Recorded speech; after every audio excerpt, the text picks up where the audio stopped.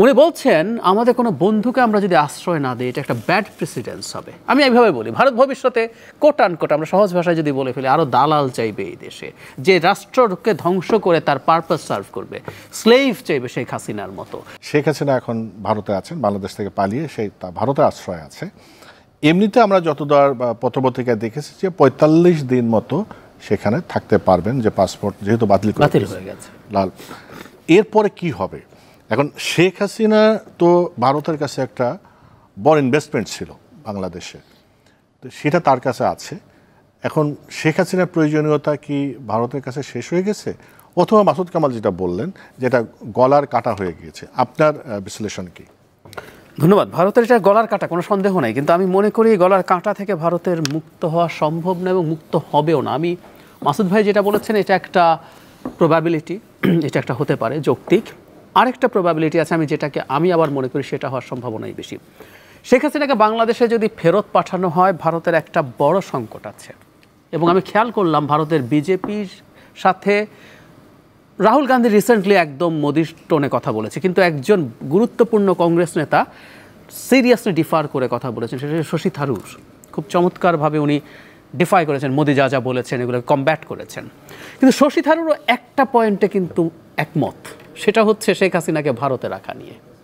উনি বলছেন আমাদের কোনো বন্ধুকে আমরা যদি আশ্রয় না দিই এটা একটা ব্যাড প্রেসিডেন্স হবে। আমি এইভাবে বলি, ভারত ভবিষ্যতে কোট আনকোট আমরা সহজ ভাষায় যদি বলে ফেলি আরও দালাল চাইবে এই দেশে, যে রাষ্ট্রকে ধ্বংস করে তার পারপাস সার্ভ করবে, স্লেভ চাইবে শেখ হাসিনার মতো।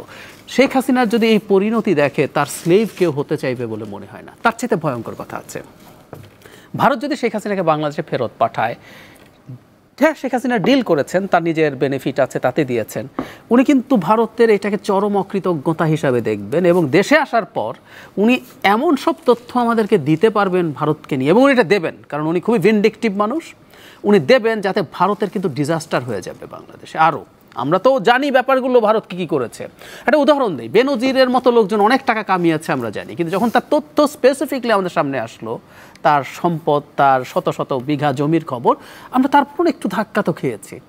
ঠিক একইভাবে ভারত সম্পর্কে শেখ হাসিনা কিভাবে বাংলাদেশকে কোথায় কোথায় ভারত ক্ষতিগ্রস্ত করেছে শেখ হাসিনা এগুলো সব বলে দেবেন, শিওর আমি।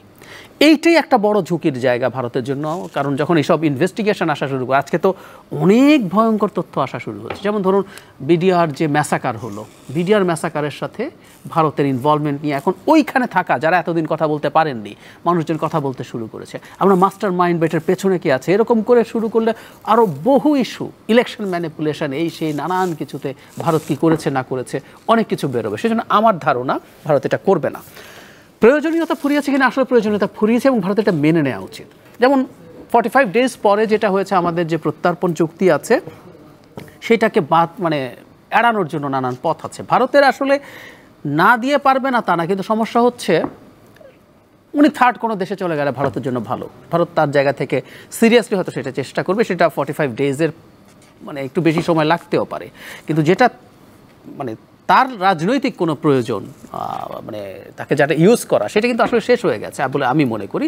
এবং ভারতের উচিত ছিল এটা মেনে নিয়ে আমাদের এই যে নতুন সরকারটা তৈরি হলো, যেটা জনমানুষের রক্তের উপর দিয়েছে, তার সাথে কোঅপারেট করা। কিন্তু যেটা হয় যে ভারত দীর্ঘদিন থেকে এই এলাকায় একটা কলোনাইজারের মতো আচরণ করেছে, সেখানে কলোনাইজার, আমরা সব কলোনি, সো তার ইগোতে লেগেছে। এবং ইগোতে লাগলে যেটা হয়, আপনি আসলে ইগো দিয়ে যদি কাজ করেন আপনি দেখবেন আপনার যুক্তি টিক্তি মাথায় খুব বেশি কাজ করে না।